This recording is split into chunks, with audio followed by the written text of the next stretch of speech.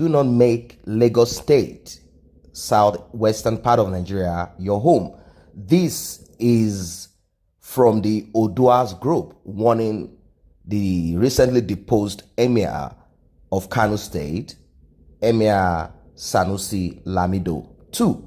Do not make Lagos State your home.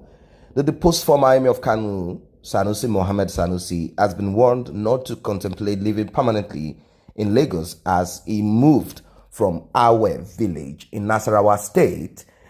After going to the court, he was, the banishment was lifted and it is said to be illegal, and he couldn't stay anywhere in the northern part of Nigeria, and I believe because he feels that his life is not safe, and also because of the uncivilized lifestyle in the northern part of Nigeria, he decided to move to the southern part of Nigeria, and he decided to choose Lagos State.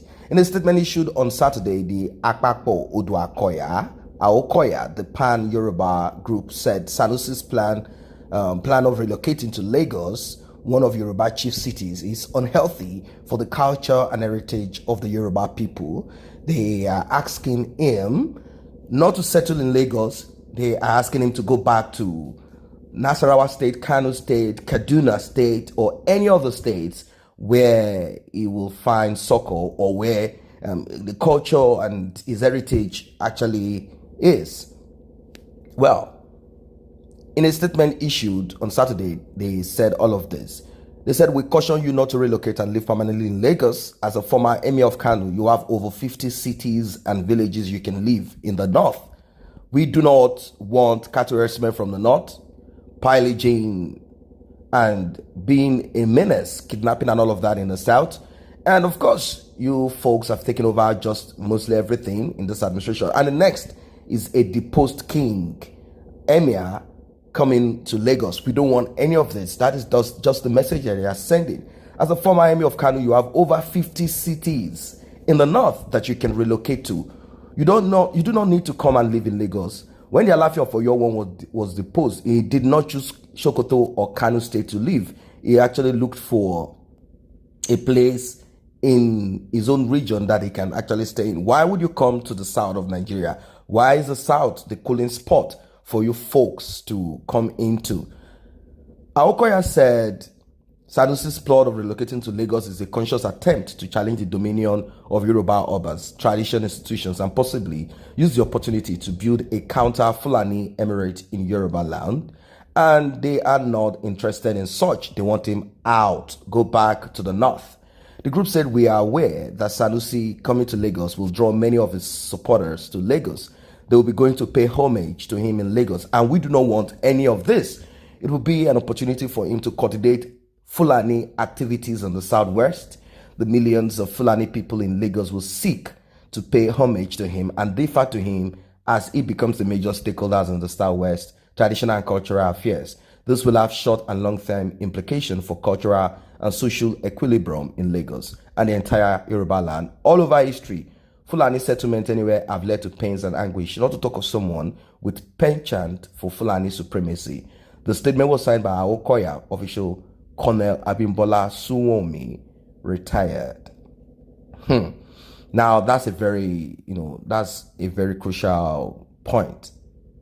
A lot of people might not know what these dudes have in, the plans that they have. Aokoya said former Emir is anxious to use Yoruba land as a launch pad to regain his lost throne, adding that Sanusi, who is reputed for desperation and power mongering, will use his relocation to Lagos to create another emirate in Lagos in the passage of time. If in Lagos, he will be receiving local and international visitors, given his enormous wealth, it is a matter of time before he turns himself into a parallel traditional institution in Yoruba land. What Sanusi wants to achieve is to make Lagos another outpost of the Fulani hegemony. The group said Sanusi has made statements in the past showing his blizzard hatred for Yoruba people, saying his choice of Lagos is born out of mischievousness. Sanusi is a very opportunistic man who grandstands, is cunning, tribalistic, and vain, and is also a religious bigot. He claims to be fighting for the masses, but he has done nothing for them except owning a fleet of very expensive Rolls Royce automobiles, and that's the truth. The Sanusi man himself, he has been speaking and shouting and talking about the dominance and the of the northern politicians and the leadership structure and all of that. He has gone both international and local, and he has spoken, against the kind of hegemony that is being practiced in the north, and that is the leadership, or let's use the word dominance anyway, in which he himself has gained from that. At least the emirate and the title that he has as an emir in the northern part of Nigeria is as a result of the structure, and it's as a result of the feudalism that is being practiced in the north. And this one is even more at the detriment of the people. It's the same that is being practiced in anywhere you find monarchy, although the constitution does not permit that. But then they've still kept this. We do not know the roles of these monarchs anyway, as they get the throne as a result of feudalism. And you have to have plebeians, you have to have commoners in the system for you to be able to subjugate them, conquer them, and take charge of their everyday life. Same thing in the British monarchy. The British monarchy is still the same. They have the commoners, but then they claim that they are practicing democracy that is beneficial to the people anyway. But back in those days, it's a different thing. Everything has to be taken to the crown. They said Sanusi is an opportunistic man, tribalistic, vain. Now he has fleet of very expensive automobiles. I'm talking of Rolls Royce. And they say he's a descendant of Uthman Danfodio, whose long-term ambition is to conquer, subjugate other nationalities in Nigeria. These, they say, are foreigners. Hausas are, they are Nigerians, are not these Fulanis that came in, to just oppress and to take over. And ever since then, they've kept on with the same system. Feudalism can be attributed to Uthman Danfodio. And if he's a descendant of Uthman Danfodio, definitely having gone to school and being still a Fulani, I mean, it definitely will still have that, he will still have that thing inside of him. He will still have that drive inside of him. He will still want to, at least, he will still want to do, fulfill what his grandparents, great-grandparents, great-great-grandparents had in mind. And they do not want any of this. They said his great-grandfather killed millions of people in the north in order to take over their land and resources. And they conquered the Hausas. The Fulanis conquered the Hausas in the north. And then they conquered a lot of other people. And they took over certain locations. And they created, the states got created later.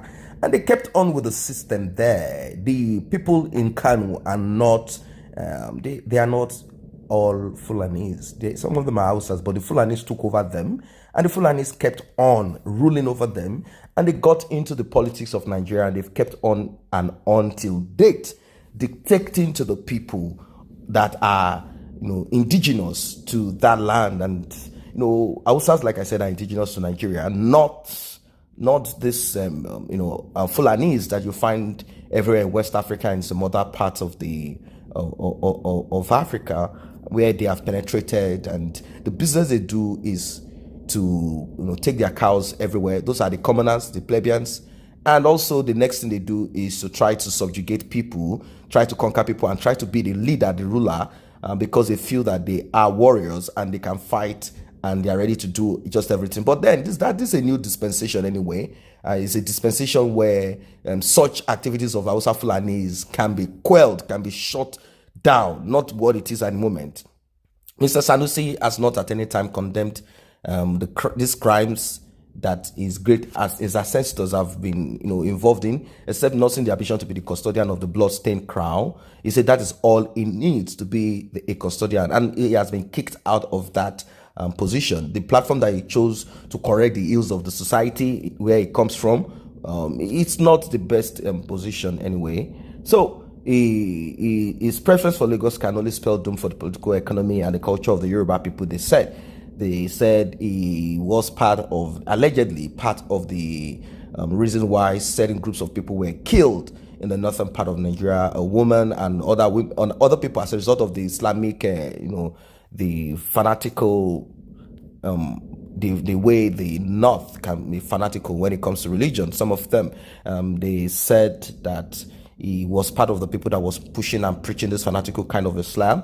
And when a woman, they claimed allegedly desecrated the Holy Quran, he was part of the people that was calling for blood. And eventually, when the rest were arrested, prosecuted, he found a way to escape. They said the neck was cut off the neck of the man, and some other idiot crime was committed, and he never said no, this is wrong and that, because he needed to be comfortable amongst his people. And definitely probably he believes in what the what they did. Probably is also a kind of person that believes that they should kill people all for the sake of Allah and for the sake of Quran.